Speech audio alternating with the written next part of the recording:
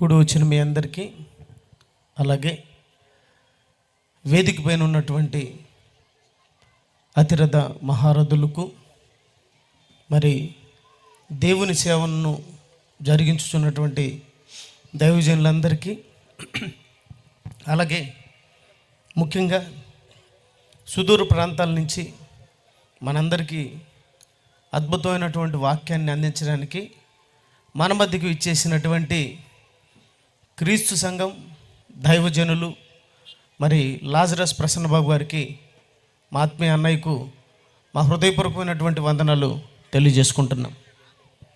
ప్రియులరా, వాక్యం నిమిత్తం ఒక చిన్న ప్రార్థన. అందరూ తలలు వంచండి. ప్రేమగల తండ్రి, పరిశుద్ధుడైన దేవా, మీ పరిశుద్ధ పాదాలకు మా హృదయపూర్వకమైనటువంటి ధన్యవాదాలు తెలుపుకుంటున్నాం తండ్రి.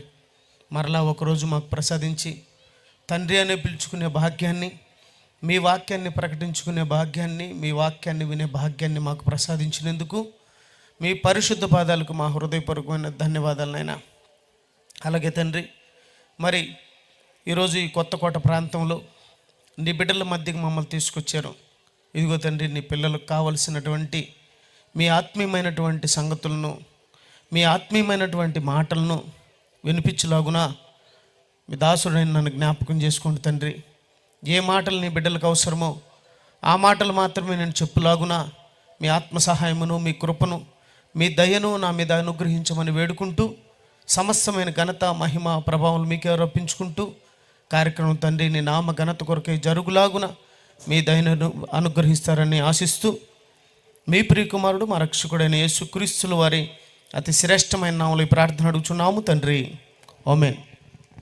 ప్రియమైన దేవుని వర్లరా, మరి దేవుని దయ వలన మనమందరం కూడా 3 రోజులు సభలు దిగ్విజయంగా జరగడానికి దేవుడు సహాయం చేశాడు. అందును బట్టి దేవాది దేవునికి నా హృదయపూర్వకమైనటువంటి ధన్యవాదాలు తెలియజేసుకుంటున్నాను. మరి ఈరోజు అమూల్యమైనటువంటి దేవుని వాక్యాన్ని మీ వద్దకు తీసుకురావడానికి అద్భుతమైనటువంటి దైవ సేవకుడిని ప్రసన్న అన్న గారిని మీ మధ్యకి తీసుకొచ్చాడు. మీరందరూ కూడా దేవుని వాక్యాన్ని చాలా జాగ్రత్తగా, చక్కగా వినాలని నేను కోరుకుంటున్నాను. ప్రియులరా, దేవుని ప్రేమను ఈ 2 రోజులుగా మీరు చాలా చక్కగా విన్నారు, ఉన్నతంగా విన్నారు. దేవుడు ఎంత ప్రేమ అంటే అంత ప్రేమ మన మీద. అందుకే ఆయన చూపించినంత ప్రేమ ఎవ్వరూ చూపించలేదు మన మీద. ఆ సంగతులన్నీ కూడా నేను మీకు తెలియజేస్తూ వచ్చాను. మరి దైవజనుల ద్వారా మీరు చక్కగా తెలుసుకుంటూ వచ్చారు. ప్రియులరా, అందుకే దేవుడి కంటే దేన్ని ఎక్కువ మీరు ప్రేమించకూడదు అని చెప్పి ఆజ్ఞను దేవుడు పెట్టడం జరిగింది. దేవుని వారలారా, మీరందరూ మ్యాక్సిమం అందరూ కూడా క్రైస్తవులే. మీరందరూ కూడా మరి బైబిల్ కలిగి ఉన్నవారు అని నేను అనుకుంటున్నాను. ప్రియులరా, మరి ఆదికాండం నుంచి ప్రకటన గ్రంథం వరకు మనం కానీ బాగా గమనిస్తే ఇంకా మీకు అర్థమయ్యేదానికి చెప్తాను చూడండి. ఏమండి, 4 చెరుకులను ఏమండి చెరుకు మిషన్లోకి పంపించామనుకోండి, బయటికి ఏమొస్తుంది? చెరుకు రసం వస్తుంది. అంటే చెరుకులోంచి సారం రసం రూపంలో బయటకు వస్తుంది. బైబిల్ అంతటిని కూడా చెరుకు పిండినట్టు పిండామనుకో, సారం ఏమొస్తుంది తెలుసా? ఏమండి, ఒక 2 విషయాలు బయటకు వస్తాయండి. ఆ విషయాలు ఏందో ఇప్పుడే నేను వాక్య పట్టణం ద్వారా మీకు చదివిచ్చాను. ఒకసారి దయచేసి మళ్ళీ చదువుతారా? మార్కు సువార్త 12వ అధ్యాయం ఏమండి 28 అనుకుంటాను, చూస్తారా? 29 అనుకుంటాను, దయచేసి చూడగలరా ఒకసారి? 29. అందుకు యేసుక్రీస్తు వారు మాట్లాడుతూ, ప్రధానమైన ఆజ్ఞ ఏదనగా, ఓ ఇశ్రాయేలు వినుము, మన దేవుడైన ప్రభువు, అద్వితీయ ప్రభువు, నీ పూర్ణ హృదయముతోను, నీ పూర్ణ ఆత్మతోను, నీ పూర్ణ వివేకముతోను, నీ పూర్ణ బలముతోను నీ దేవుడైన ప్రభువును ప్రేమించాలి. మొట్టమొదటి ఆజ్ఞ ఏందో తెలుసా?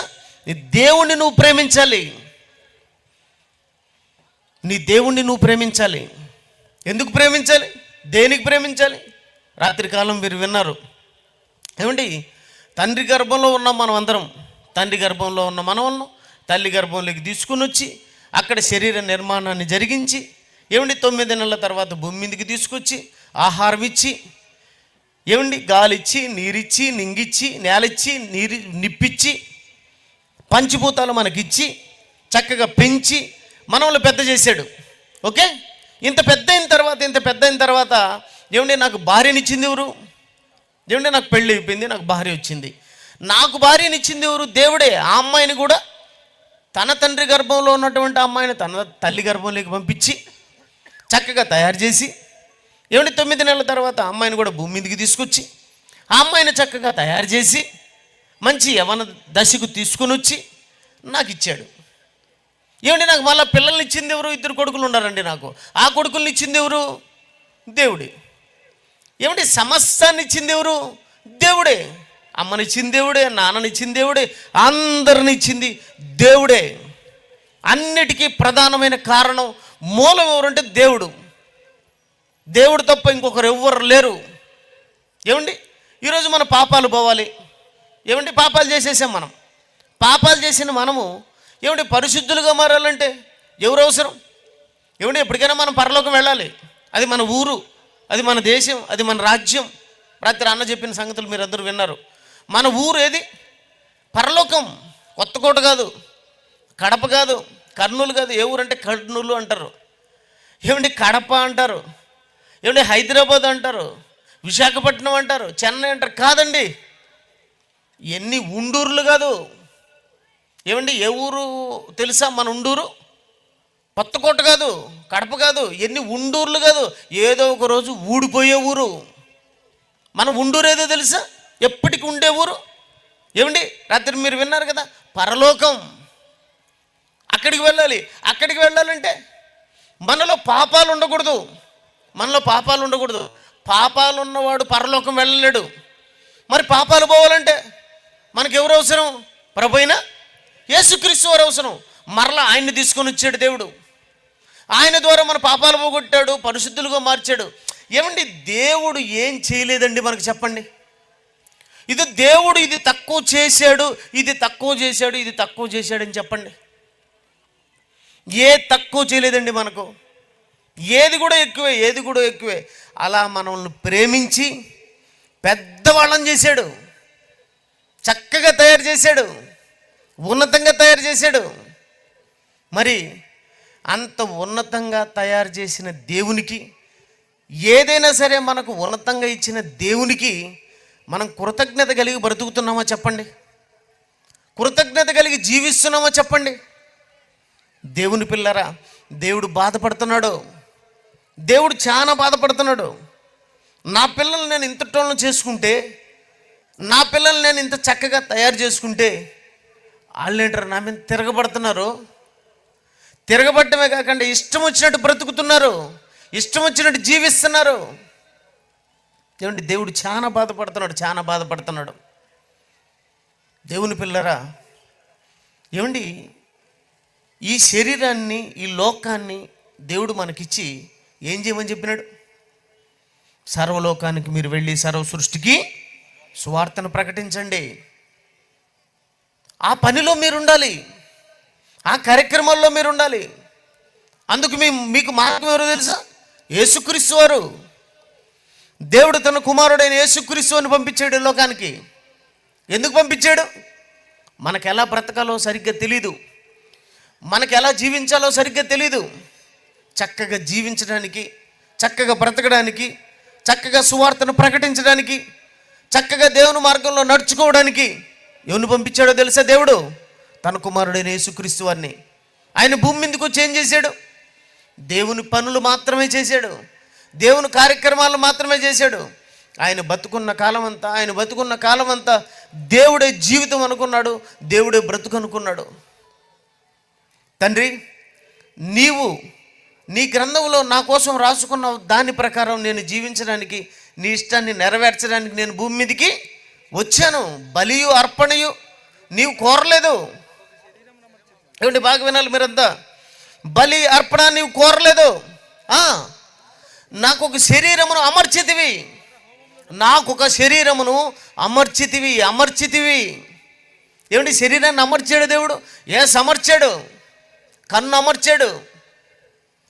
అప్పుడప్పుడు అమర్చాడంటే మీకు అర్థం కావడానికి, ఏమండి, కార్లకు టైర్లు అమర్చారా? ఇంజిన్ అమర్చారా? ఏమండి, ఇవన్నీ కూడా అమర్చారు. ఏమండి, అమర్చారు. ఏమండి, ఎందుకు అమర్చారో తెలుసా? ఏమండి, డైరెక్ట్గా వెల్డింగ్ చేసేసారు అనుకో, పంచర్ అయింది అనుకో, ఎలా తీసుకోవాలి నేను? పంచర్ అయిపోయిందంటే పాడైపోయింది టైరు. ఇప్పుడు బయటికి టైర్ తీసేసి మళ్ళీ చక్కగా ఏం చేయాలి? టైర్ కొత్తదేసి బిగించాలి. అలాంటప్పుడు దాన్ని బయటికి తీసి మళ్ళీ బిగించుకోవాలి. అంటే పాడైపోయిన తర్వాత ఆ పాడైపోయింది పక్కన పడేసి మరలా ఇంకొక టైర్ బిగించుకోవాలి. ఏమండి, ఇది మీకు అర్థమైతే దేవుని పిల్లలారా, ఇది మీకు అర్థమైతే శరీరంలో ప్రతి ఒక్క అవయవాన్ని కూడా దేవుడు అమర్చాడు. గుండెని అమర్చాడు, కళ్ళును అమర్చాడు, ఏమిటి కాళ్ళు అమర్చాడు, అన్నీ అమర్చాడు. ఎప్పుడన్నా ఏదైనా పాడైందనుకో, కన్ను పాడైందనుకో, కన్ను తీసేసి ఇంకొక కన్ను వేసుకోవచ్చు. కరెక్టేనా?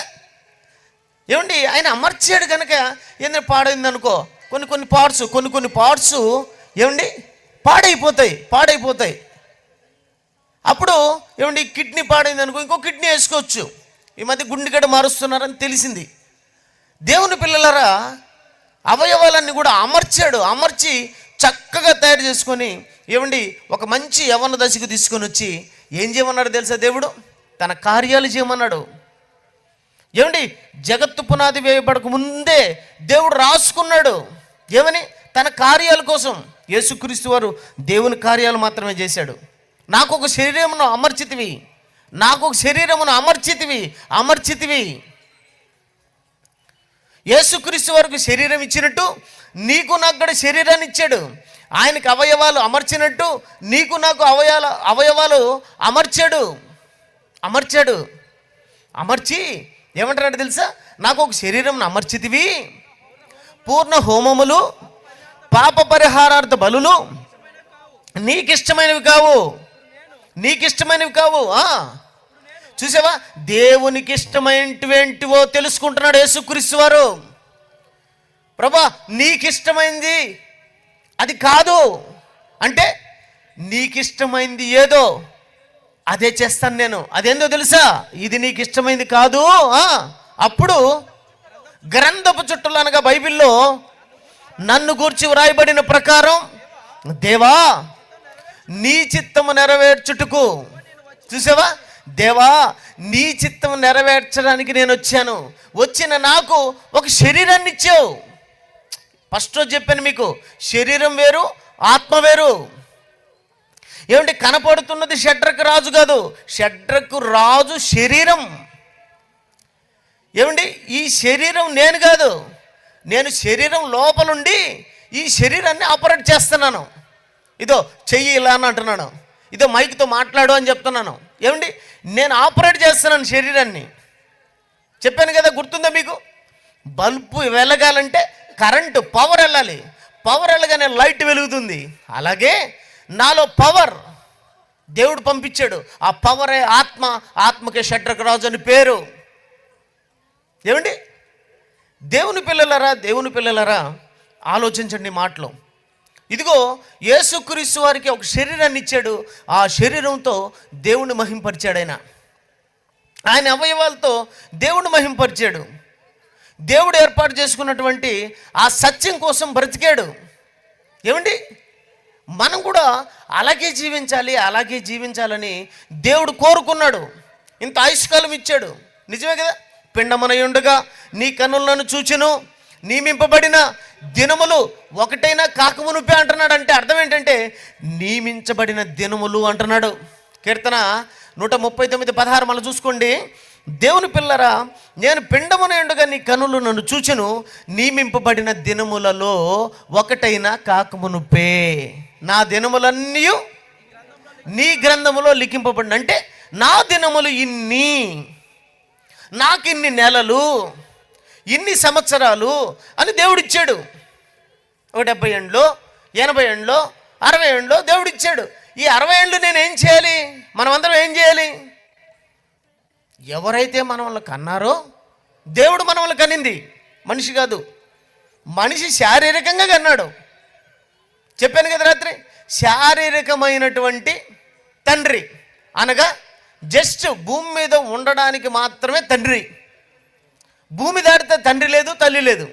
ఇక్కడంతా కూడా శాంపిల్. ఈ భూమి మీద అంతా కూడా శాంపిల్. తండ్రి అయిన శాంపిలే, తల్లి అయిన శాంపిలే, భార్య అయిన శాంపిలే, అన్న, తమ్ముడు, చెల్లి, బంధువులు, ఏదైనా సరే, ఆస్తి అయినా, అంతస్తు అయినా, నింగైనా, నేలైనా, ఏదైనా కూడా శాంపిల్. ఇక్కడ శాంపిల్. ఒరిజినల్ ఎక్కడుంది? అక్కడుంది. ఒరిజినల్ ఉందని చెప్పడానికే శాంపిల్ పెట్టాడు దేవుడు. ఒరిజినల్ ఉండదని చెప్పడానికి శాంపిల్ పెట్టాడు. అది సుఖమైన, దుఃఖమైన, ఏదైనా సరే శాంపిల్ అంటే మీకు అర్థం అవ్వడానికి చెప్తాను. ఏమండి, ఈరోజు ఆదివారం అనుకుంటాను, అందరూ మాంసం తెచ్చుకొని కూర చేసుకున్నారు. ఏమండి, అందరూ మాంసం తెచ్చుకొని కూర చేసుకున్నారు. ఏమండి, కూర చేస్తున్నప్పుడు దేవుని పిల్లలారా, మీరేం చేస్తారంటే మధ్య మధ్యలో ఆ గంటి తీసుకొని చేతిలో 2 చుక్కలు వేసుకుంటారు.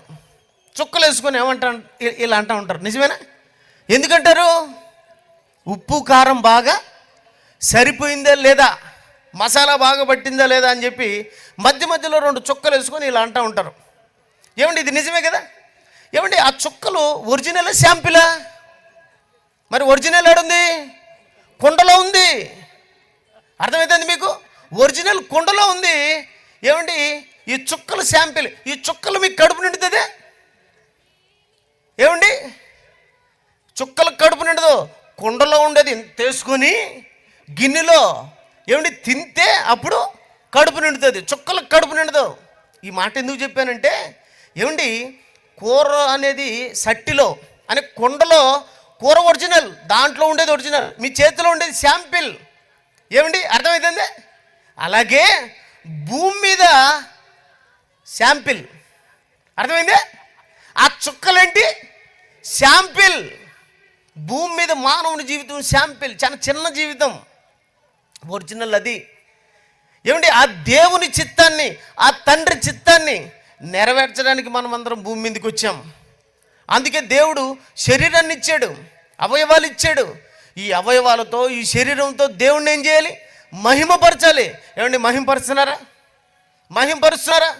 దేవునికి ఇష్టమైన పిల్లలుగా బ్రతుకుతున్నారా? బతకడం లేదండి. దేవుడు బాధపడిపోతున్నాడని చెప్పాను మీకు. ఏమండి, ఇచ్చిన దేహం, ఇచ్చిన అవయవాలు దేని కొరకు ఉపయోగపడాలో దాని కొరకు ఉపయోగపడకపోతే, ఏమండి, దేవుడు బాధపడ్డా? మీరు బాధపడ్డా? మీ పిల్లలు చక్కగా బ్రతకపోతే? ఏమండి, మీ కంపెనీలో ఎవరన్నా పని చేస్తున్నారు అనుకున్నాం, మీ దగ్గర ఎవరన్నా పని చేస్తున్నారు, కొన్ని వస్తువులు ఇచ్చారు ఆ పని కోసం. వాడు ఆ పని చేయకుండా ఆ వస్తువులన్నీ పాడు చేస్తూ ఉన్నాడు అనుకో, మీకు ఎలా ఉంటుంది చెప్పండి? మీకు ఎలా ఉంటుంది? బాధ కదా. అలాగే దేవుని వస్తువులని, అవయవాలను మనిషి ఏం చేస్తున్నాడు? దేవుని కొరకు ఉపయోగించకుండా ఇష్టం వచ్చినట్టు ఉపయోగించి పాడు చేస్తున్నాడు. నిజమండి, పాడైపోతున్నారు. అవయవాలన్నింటినీ పాడు చేస్తున్నారు. ఏమండి, దేవుడు ఏం చేయాలి చెప్పండి? ఇప్పుడు దేవుడు ఏం చేయాలా? దేవుని పిల్లరా, ఈరోజు మీరు చాలా మంచి మాటలు వింటున్నారు, చాలా జాగ్రత్తగా వినాలి. చాలా మంచి మాటలు మీరు చాలా జాగ్రత్తగా వినాలని కోరుకుంటున్నాను. దేవుడు ఏం చేయాలి చెప్పండి? ఇచ్చిన అవయవాలన్నీ పాడు చేసుకుంటున్నారు, చాలా పాడు చేసుకుంటున్నారు. ఏమండి, చాలా మంది మధ్యలోనే చనిపోతున్నారు. అనగా దేవుడిచ్చిన ఆయుష్ ఎంత? 70-80 ఆయుష్ ఇస్తే ఏమండి మధ్యలోనే చచ్చిపోతున్నారు లేదా? అకాల మరణం, గుండెపోట్లు, ఏమండి కిడ్నీలు చెడిపోవడం, మెదడు చెడిపోవడం, ఏమండి చాలా వరకు అవయవాలన్నీ పాడైపోయి మధ్యలోనే చచ్చిపోతున్నారు. ఎందుకు చచ్చిపోతున్నారు? కారణం ఏంటి? ఒక ఆయన అంటాడు, సరిగ్గా తినడం లేదు ఫుడ్డు, లేకపోతే సరైనటువంటి డైట్ చేయడం లేదు, సరైన ఆరోగ్యానికి సంబంధించిన సూత్రాలు పాటించడం లేదు, కనుక మీరు ఇవి తినాలి అవి తినాలి అని ఈరోజు యూట్యూబ్లలో ఈ తినాలి అనే డాక్టర్లు చాలామంది ఎక్కువైనారు. ఏం తినాలంటే, మీరు ఆ రోడ్డు పక్కన ఉంటున్నటువంటి అదో ఇంటికాడ ఉన్నటువంటి ఆకులను మేకల్లా తినండి. ఎందుకంటే ఆరోగ్యం ఎక్కడుంది? ఆకుల్లో ఉంది కనుక. ఒక ఆయన వచ్చి ఆ ఆకు తినమంటాడు, ఒక ఆయన వచ్చి ఇదో ఈ రోడ్డుకి యువత నుండి ఆకు తిను. ఏమిటి, రకరకాల ఆకులు తినమనే డాక్టర్లు ఎక్కువైపోయినారు, ఆకు డాక్టర్లు. నిజమే కదా? యూట్యూబ్లో ఎక్కడ చూసినా ఆకులు తినండి, ఆకులు తినండి. ఇంకొక ఆయన మెంతులు తినండి, రాగులు తినండి, అవి తినండి, ఇవి తినండి. ఎందుకు? ఆరోగ్యం కోసం. ఏమండి అంటే ఆకుల్లో ఆరోగ్యం ఉందా చెప్పండి? సిరిధాన్యాల్లో ఆరోగ్యం ఉందా? దేవుని పిల్లరా, మీరు ఆలోచించాలి ఈ రాత్రికాల సమయంలో. ఇంకొక ఆయన వచ్చి ఆసనాల్లో ఆరోగ్యం ఉందంట. దేంట్లో ఆరోగ్యం? ఆసనాల్లో ఆరోగ్యం. ఏమండి అంటే కాలు ఈ పక్కకి తిప్పుకో అంటాడు.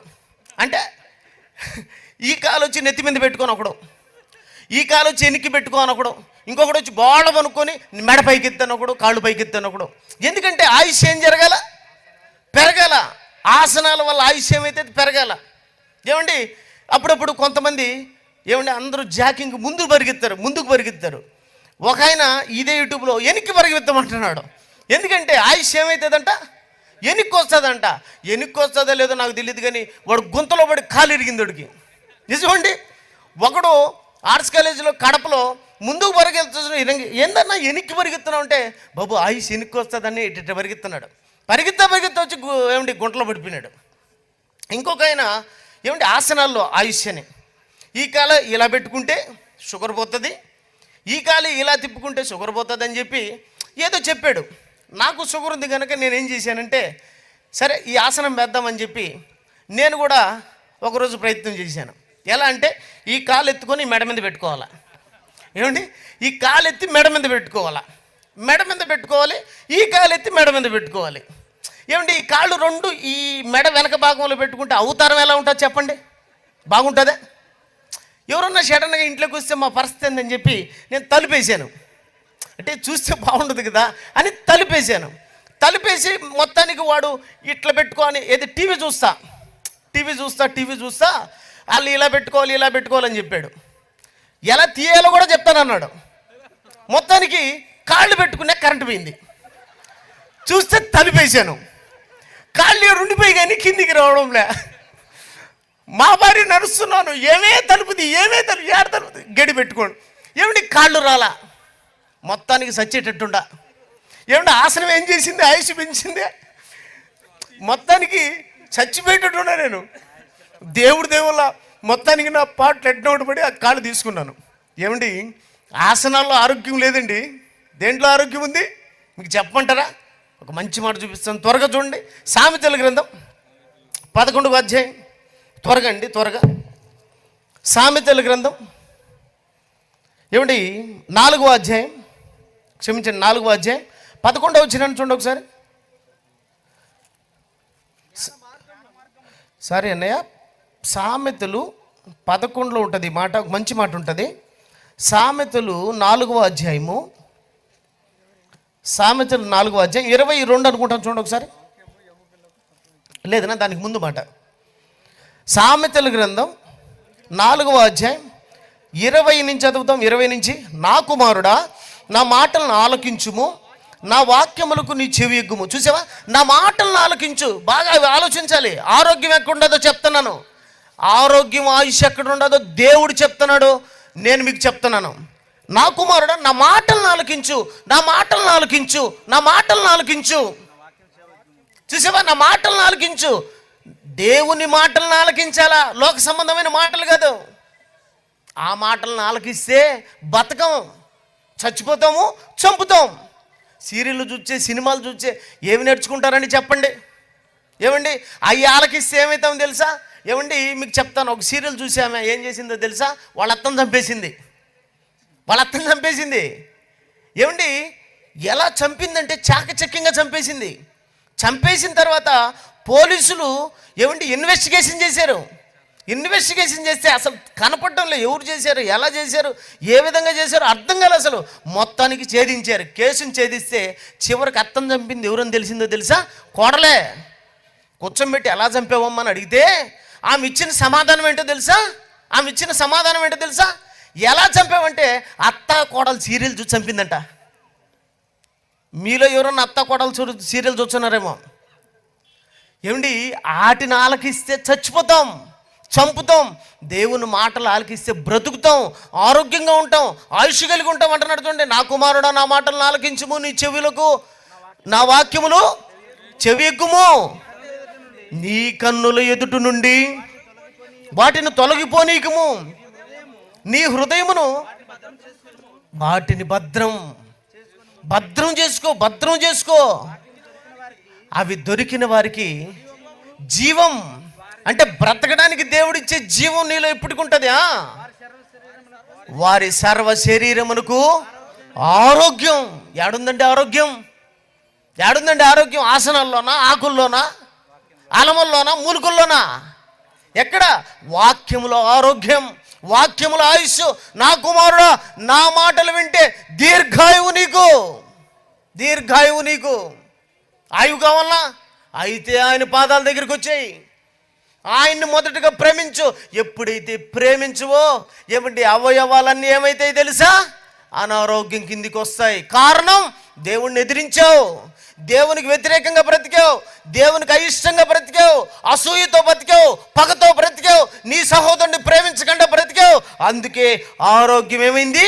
క్షీణిస్తూ ఉంది. ఎన్ని మందులు వేసుకున్నా పనిచేయడంలే, ఎంత పరిగెత్తినా పనిచేయడంలే, ఎంత ఆపరేషన్ చేసినా పనిచేయడంలే. ఏందో అండి ఆరోగ్యం సరిగ్గానే లేదండి. హాస్పిటల్ తిరిగాను, ఈ హాస్పిటల్ తిరిగాను, ఆ హాస్పిటల్ తిరిగాను, అక్కడ తిరిగాను, ఈ మందులు వేసుకున్నాను, కానీ ఆరోగ్యం మాత్రం ఎందుకు సరిగ్గా లేదు? కారణం ఏంటి? ఏమండి చచ్చిపోతున్నారు, గుండె పట్టుకొని చచ్చిపోతున్నారు. ఎందుకు గుండె పట్టుకునింది?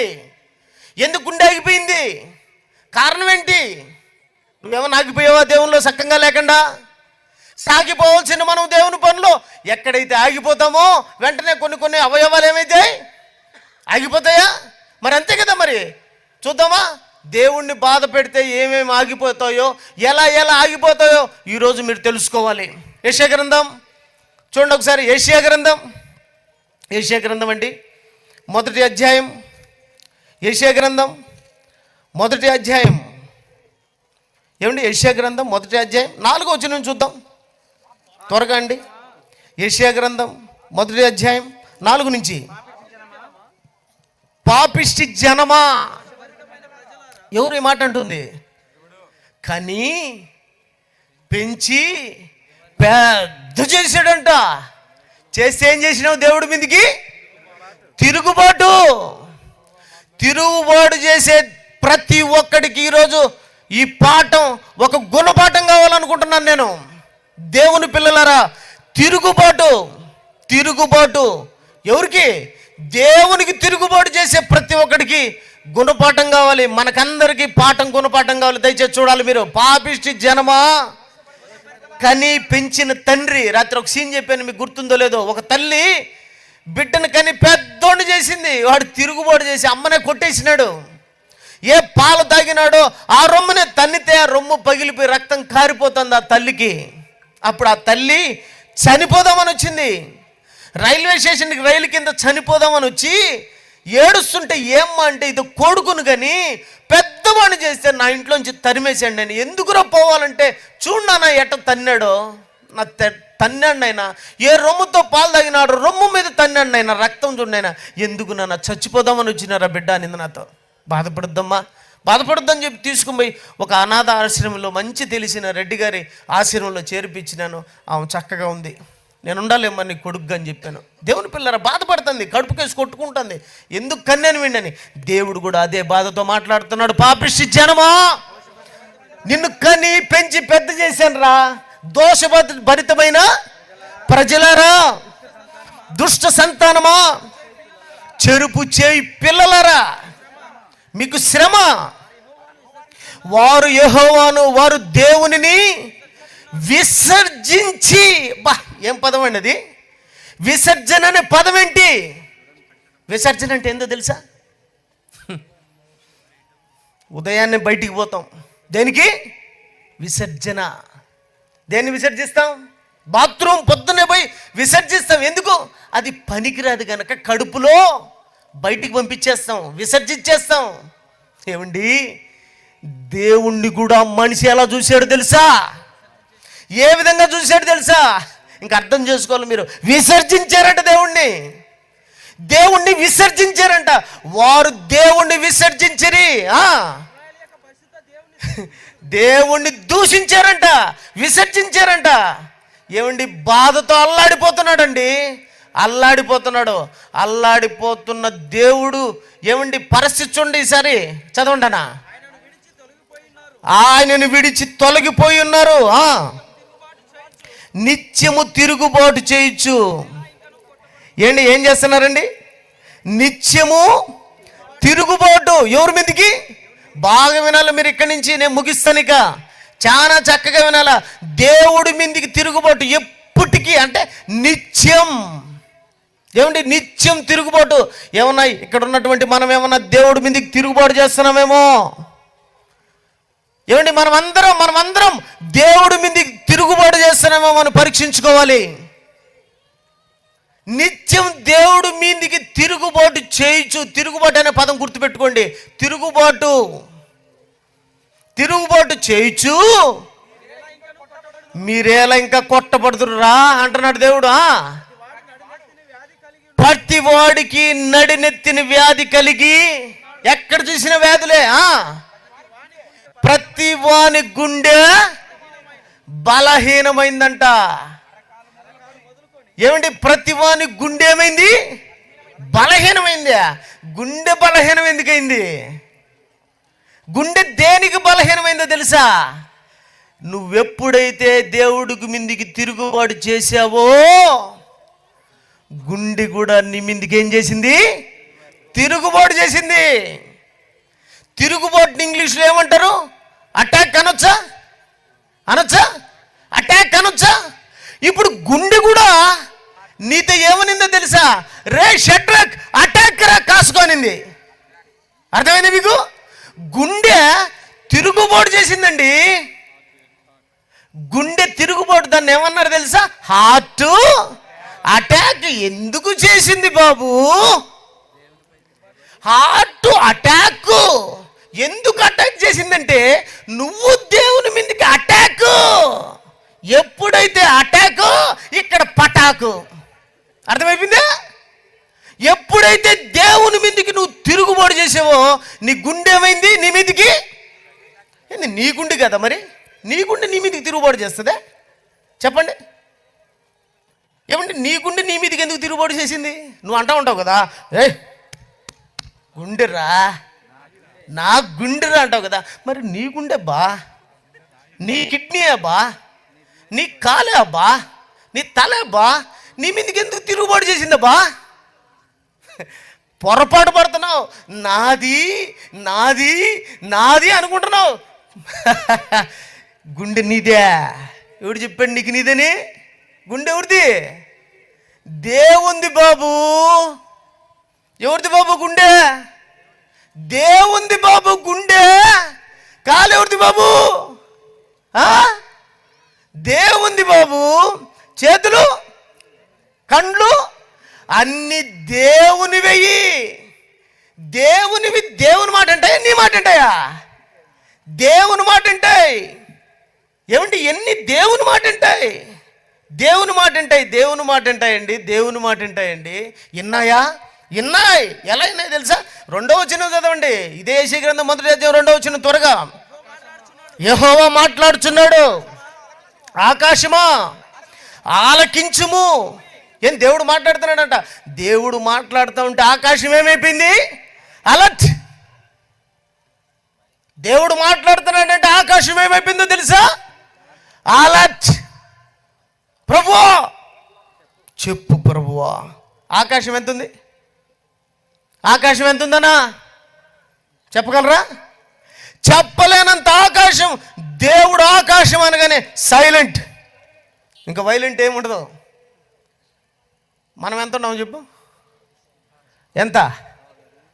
మనం ఎంత? ఒరే నా కొడుకా అంటున్నాడు దేవుడు. ఎవడన్నా పట్టించుకుంటున్నాడు దేవుడిని? ఒరే రే నా బిడ్డ అడుక్కునేవాడు వచ్చి అంటాం చూసావా? దేవుణ్ణి కూడా అలాగే అలాగే అలాగే అలాగే. దేవునికి మర్యాద లేదు. దేవునికి మర్యాద గౌరవం లేదు. ఆయనకు మర్యాద ఇవ్వాలి, ఆయన్ని గౌరవించాలి. అవునండి, ఆయనకు రావాల్సిన మర్యాదను బోధించుచుండ్రి. నేను క్లాస్ చెప్పాను. ఏమండి 2 రాజుల గ్రంథంలో ఉంటుంది. ఆయనకు రావలసిన మర్యాదను, యెహోవా యందు భయభక్తులుగా ఉండదగిన మర్యాదను వారికి బోధించిరి. సొమ్రోల నుంచి దైవజనుడు వచ్చి ఆయనకు మర్యాద ఇవ్వాలి, ఆయన్ని గౌరవించాలి, లేకపోతే ప్రమాదం. ఆకాశం ఆలకించి అనగానే సైలెంట్. చెప్పు ప్రభువా. నెక్స్ట్ భూమి చెవి ఎక్కుము. భూమి అలర్ట్. భూమి అంటే ఏం భూమి ఒకటే అనుకుంటున్నారా? భూమిలోని సమస్త సమూహం. మీకు ఒక మాట చెప్పానా? భూమి అంటే ఏంటి? మట్టేనా? ఓకే, ఎన్నో ఉన్నాయి, మట్టి కూడా ఉంది కదా. ఏమండి, ఈ శరీరం దేంతో తయారైంది? మట్టి అనగా భూమితో తయారైందే. ఇంకా ఆకాశంతో, నేలతో, నిప్పుతో, పంచభూతాలతో కలిసిందే కదా ఈ దేహం. తయారు చేశాడు. ఈ దేహం కూడా ఈ పంచభూతాలతో కలిసింది అనగా భూమి ఆకాశం ఎలా అయితే అలర్ట్ అయిపోయిందో, శరీరం కూడా భూమితో సంబంధించింది కనుక ఏమైపోయింది? అలర్ట్. భూమి చెవి ఎక్కువ అనగానే వెంటనే అవయవాలన్నీ ఏమైపోయినాయి? అలర్ట్. ప్రభువా చెప్పండి అనగానే దేవుడు చెప్తున్నాడు. ఏమని చెప్తున్నాడు తెలుసా? నా పిల్లలను పెంచి గొప్పవారుగా చేసి తిని. నా పిల్లలను పెంచి గొప్పవారుగా రాత్రి చెప్పాను, గొప్పవారుగా పుట్టిన బిడ్డ ఇంత. ఏమండి 20 ఏళ్ళకి వచ్చిన తర్వాత ఎంత? ఇంత ఎలా అయ్యావు? ఇంత తిని రోజుకు ఇంత అయ్యావు. అంత ఎక్కడి నుంచి వచ్చింది తిండి? ఎవరిచ్చారు? దేవుడు. ఏమండి ఎన్ని రకాలు. ఈరోజు ఏమండి అన్నయ్యని ప్రేమించి ఒక కుటుంబం మంచి భోజనం చేసి పెట్టింది. 3 రోజులుగా చేస్తూనే ఉంటారు కొంతమంది. ఏమండి మంచి ఆకుకూర. ఏమండి అన్నకు ఆకుకూర కావాలని అన్న ఎక్కువ వెజ్ తింటాడు, ఆకుకూర పప్పు. ఏమండి అలా మనందరికీ అన్న ఆకుకూర తింటాడు, నువ్వు ఇంకొక ఆకు తింటావు, ఆయన ఇంకొక ఆకు తింటాడు. అన్న గోంగూర తినేవాడు ఉంటాడు, చుక్కాకు తినేవాడు ఉంటాడు, ఇంకా తోటకూర. ఎన్ని ఆకుకూరలు ఉన్నాయన్నా? ఆకుకూరలు ఎన్నన్నా చెప్పు నా ధనరాజాన్ని, ఎన్నన్నా? చాలా అంటే ఎన్ని ఆకుకూరలన్నా చెప్పండి మా.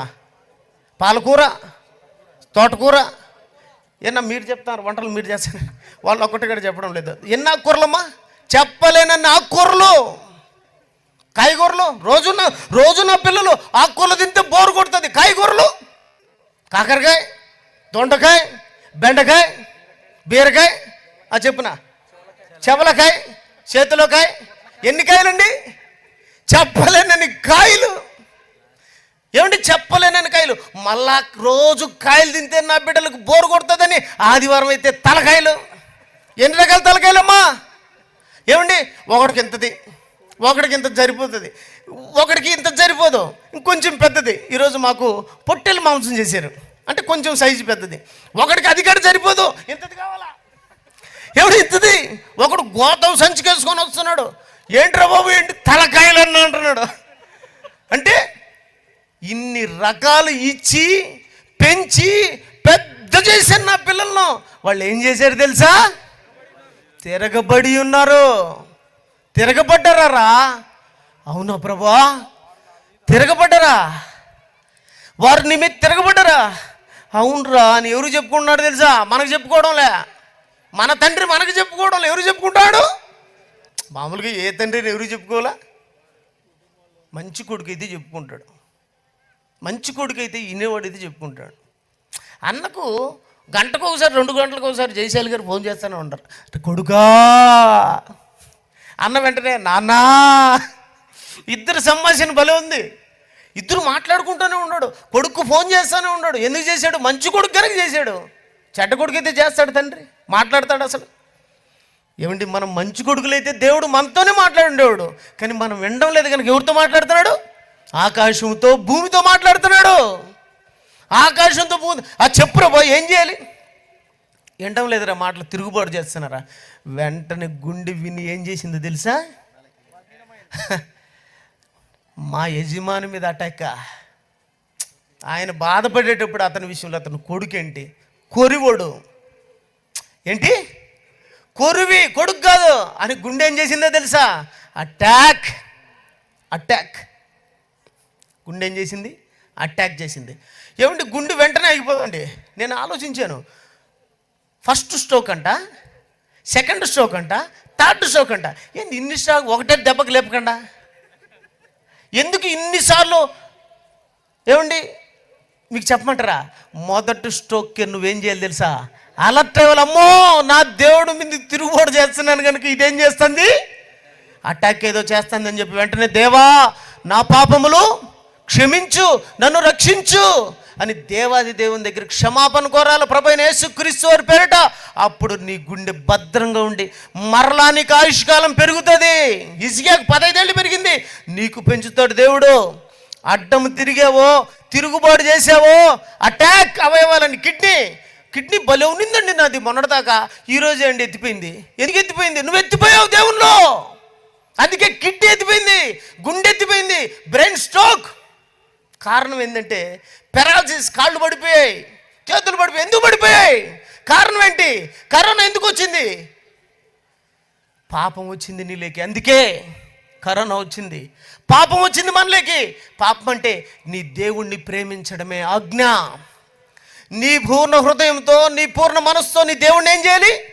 ప్రేమించాలి. ఎప్పుడైతే నువ్వు ప్రేమించకుండా పోయావో, ఆజ్ఞను అతిక్రమించావో, పాపం నీలోకి వచ్చిందో, వెంటనే నీ అవయవాలు ఏమైపోయినాయి?